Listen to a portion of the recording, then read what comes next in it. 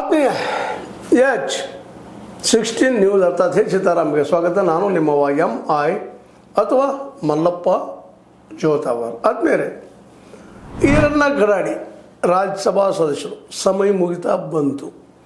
ಅಷ್ಟರಲ್ಲಿ ಏನೋ ಒಂದು ಗಲಾಟೆ ಆಯಿತು. ಅವರ ಸಹಕಾರ ಸಂಘದ ಏನೋ ಕದ್ದಲಾಗಿದ್ದಕ್ಕಾಗ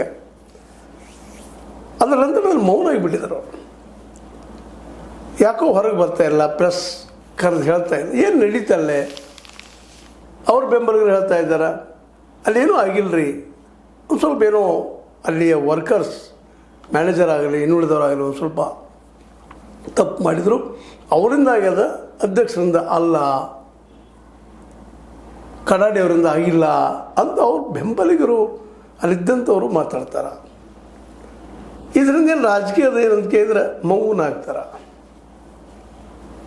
ಇರ್ಬೋದು ರೀ, ಇರ್ಲಿಕ್ಕಿಲ್ರಿ ಅಂತ ಮಾತಾಡ್ತಾರೆ.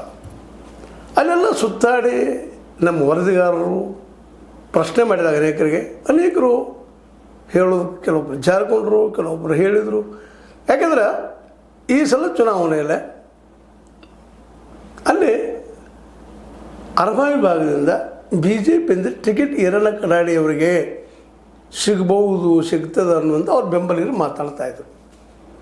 ಮತ್ತು ಅದ್ರ ತಕ್ಕಂಗೆ ಅವರು ಈ ಮೊದಲ ಆ ಕ್ಷೇತ್ರ ತುಂಬ ಹರಿದಾಡೋದು, ಭೇಟಿ ಆಗೋದು, ತಮ್ಮ ಬೆಂಬಲಿಗೆ ಮಾತಾಡೋದು, ತಮ್ಮ ಒಂದು ಸಂಘಟನೆಯನ್ನು ನಡೆಸಿದ್ರು ಅಂತೇಳಿ ಸುದ್ದಿಗಳು ಇದ್ದಾವೆ. ಅಂಥವರು ಏಕಾಏಕಿ ಯಾಕೆ ಹಿಂಸರಿದ್ರು, ಅದೇನಂತ ದೊಡ್ಡ ಘಟನೆ ಅಲ್ಲ ಅನ್ನೋದು ಅವ್ರ ಬೆಂಬಲಿಗರು. ಹಾಗಿದ್ರೆ ಓಪನ್ ಆಗಿ ಯಾಕೆ ಬಂದು ಅದನ್ನು ಮಾತಾಡಬಾರ್ದು? ಏನಾಗ್ಯದ? ಹೌದು, ಡಿಪಾಸಿಟರ್ಗಳು ದುಡ್ಡು ಕೊಡಬೇಕಾಗ್ಯದ, ಇವರು ದುಡ್ಡು ಹೊಡೆದಾರೇನೋ, ಎಷ್ಟು ಹೊಡೆದಾರೆ? ಹಾಗಾದ್ರೆ ಅದು ಆರೋಪ ಇಲ್ಲ, ಹೇಳ್ತಾರೆ ಒಟ್ಟು ಎಷ್ಟು ಕೊಡ್ಬೇಕಾಯ್ತು, ಕೊಟ್ಟರು, ಹೆಚ್ಚು ಕೊಟ್ಟರು, ಮಾಡ್ರು, ಏನು ಹೇಳ್ತಾರೆ. ಬಡ್ಡಿ ಆಸೆ ಕೆಲವೊಮ್ಮೆ ಆದರೂ ಆಗಿರ್ಬೋದು. ಅದು ಸ್ವತಃ ಮುಳುಗಿಸಿದಾರೆ ದುಡ್ಡ ಅಂದ್ರೆ ಯಾರಿಂದು ಸ್ಪಷ್ಟ ಉತ್ತರ ಇಲ್ಲ. ಒಂದಿಬ್ಬರು ಏನೋ ಹೇಳಿಕೆ ಕೊಟ್ಟರು, ಡೆಪಾಸಿಟ್ದಲ್ಲಿ ಹೆಚ್ಚಾಯಿತು, 1 ಲಕ್ಷ ರೂಪಾಯಿದಲ್ಲ, 1 ಲಕ್ಷ ಬೇಕಾಯಿತು, 10 ಲಕ್ಷ ಕೊಟ್ಟರು, ಹಾಗೆ ಹೀಗೆ ಹೆಚ್ಚು ಲೋನ್ ಕೊಟ್ಟಿದ್ದಾರೆ, ತಮ್ಮ ಬೇಕಾದವ್ರಿಗೆ ಅಂತ ಆರೋಪ ಮಾಡಿದರು.